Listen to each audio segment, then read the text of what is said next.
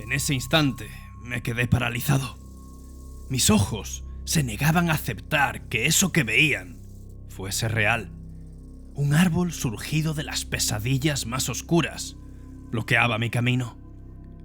Su tronco era grueso y retorcido, cubierto de una corteza grisácea que se asemejaba más a la piel muerta que a la madera.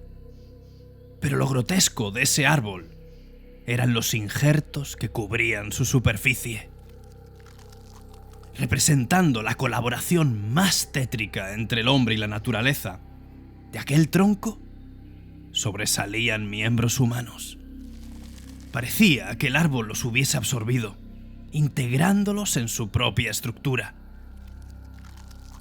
Brazos marchitos y piernas torcidas se extendían de arriba a abajo, algunos todavía con restos de ropa desgarrada y descolorida. Manos descarnadas colgaban como fruta podrida, plagadas de dedos agarrotados en posturas de dolor o súplica.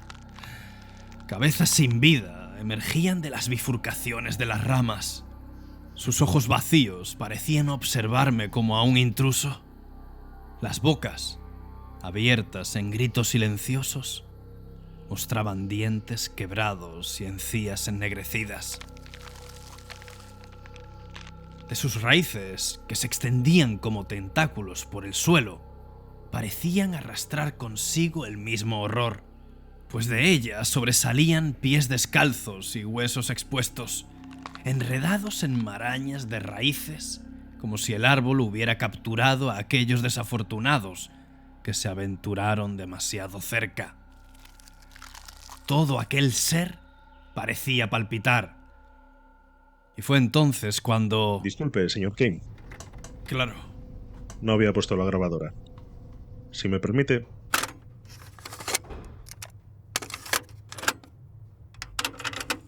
Bien, comencemos. Viernes 1 de noviembre. Prisión de Fox River.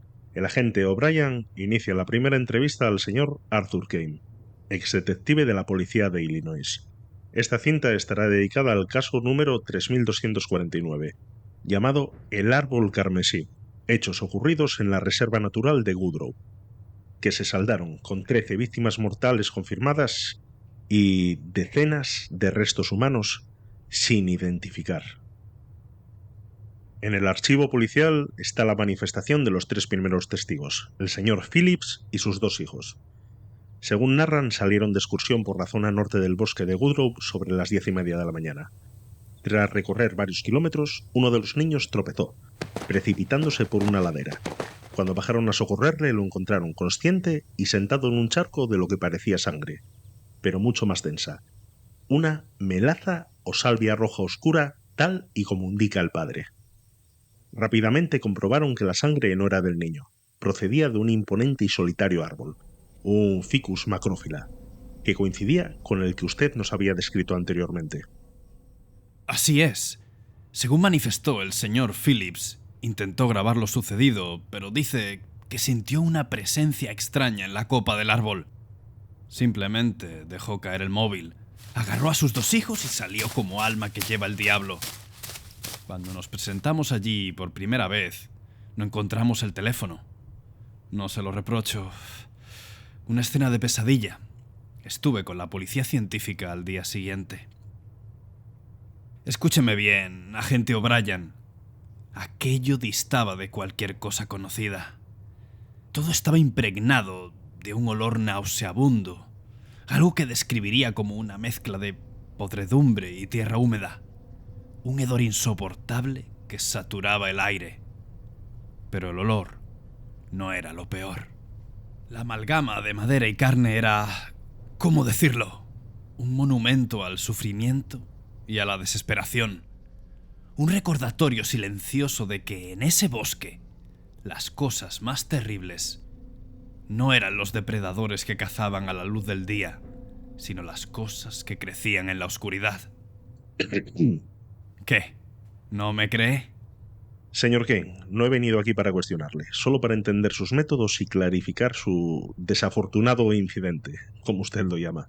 Claro. Entiendo que me preguntará por todos los casos que resolví para el departamento de policía. Al menos se creerá lo que indica el expediente del forense, ¿no? Ese mismo día se realizaron batidas con gente de la zona, pero el parque es enorme. Cientos de miles de hectáreas de coníferas y abetos americanos. Lo verdaderamente extraño es que incluso alrededor del árbol no encontramos nada, absolutamente nada. Ni una huella, ni un rastro. En el expediente se indica que usted dio con el culpable. No es correcto. Él me encontró a mí. Fue justo un mes después. Volví junto a lo que quedaba del árbol de Pesadilla. Lo habían talado por completo. Por mi parte, había realizado mis propias investigaciones. Las puede encontrar ahí, en ese apartado de ahí. Sí, las he leído, pero por favor, vayamos directamente al día de los hechos. Como usted diga, agente. Fue un mes después, como decía, pero esa vez volví con la tarea bien hecha. Llevaba un antiguo mapa con refugios del parque. Muchos se dejaron de actualizar y de atender y ya no figuraban en las guías actuales. Recorrí varios de ellos sin éxito, hasta que la noche se me echó encima y todo cambió. Un escalofrío me recorrió el cuerpo, una reacción involuntaria a la creciente sensación de que algo no estaba bien. Pensé que yo era el cazador, pero en ese instante entendí que yo era la presa y me había adentrado en su terreno. Cada crujido de las ramas, cada susurro del viento entre las hojas, todo se amplificaba en mi mente. Traté de racionalizarlo. Mi imaginación, la soledad, la luz menguante, pero no podía sacudirme esa sensación de que no estaba solo. A cada paso que daba, sentía que alguien o algo me vigilaba. Me estaba obsesionando. Una sombra, un movimiento entre los árboles. Entonces, el miedo se apoderó de mí. Un miedo primitivo que me susurraba que no me importaba cuánto corriera, que no lograría escapar de lo que me estaba acechando. Fue en ese momento que escuché un fuerte crujir de ramas y, por supuesto, eché a correr. Corrí.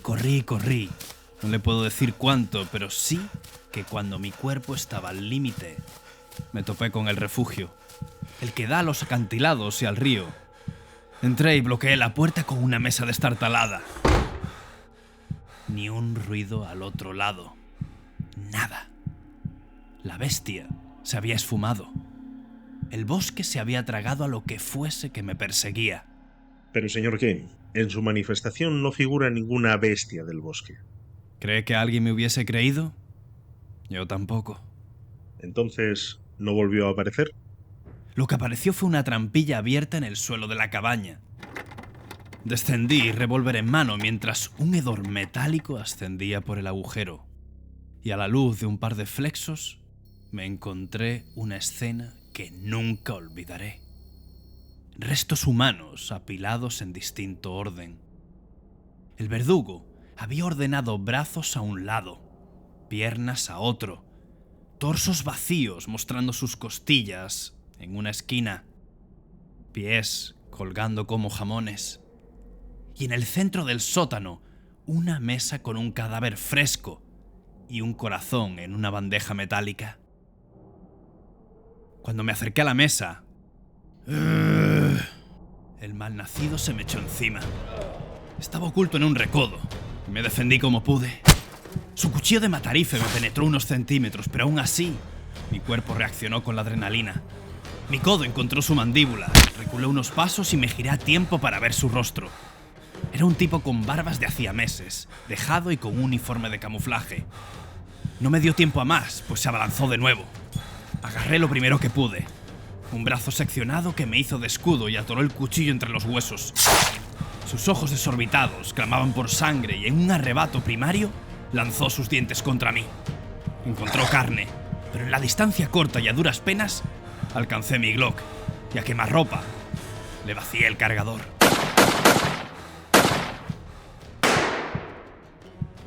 Por un instante apretó el mordisco contra mi cuello y luego se desplomó con un gesto desfigurado en el rostro. El resto es historia. Es exactamente como tienen el expediente. Jacob McCallan, guardabosques del parque, perdió su trabajo cuando la empresa maderera Strong Ace se hizo con los derechos de tala. Con la poca información que se obtuvo tras su muerte y las víctimas, usted concluyó que se creó una conciencia forestal. Pero bueno, al final, como dice, el árbol se taló por completo, así que la pesadilla acabó en un simple sueño. ¿Y del animal que le persiguió? ¿Se sabe algo? ¿Se esfumó? ¿Lo cazaron? Agente O'Brien, aquello era la conciencia forestal.